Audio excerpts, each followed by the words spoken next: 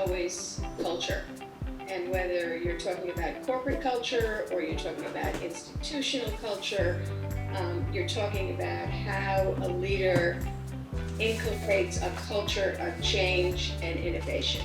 It doesn't mean that you have to be disruptive every minute of every day, but it means that your team has to be thinking, how do we do our work better today than how we did it yesterday? How do we serve our customer better today than how we did it yesterday?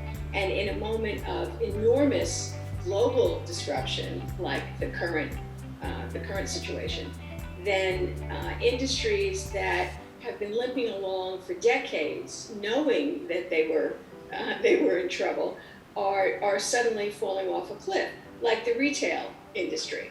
Okay, who didn't think that retail was going to be challenged by e-commerce? But if you've looked at the data, there's been more change in the last 2 months than in the last 10 years. So I think culture is the most important thing, getting ready for change.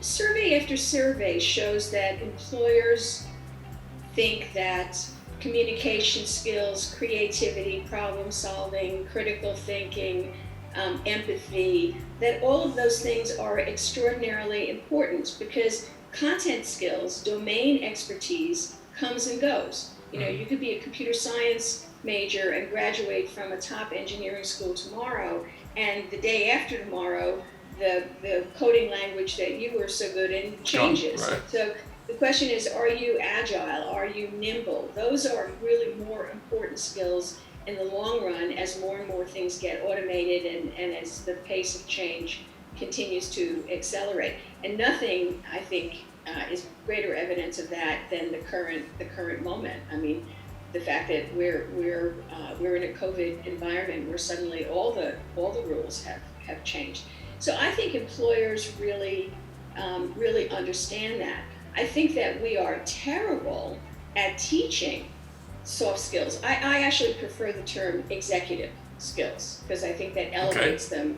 You know, soft is like, soft, like who needs that? You know, we want the hard stuff, but you really shouldn't have to separate them.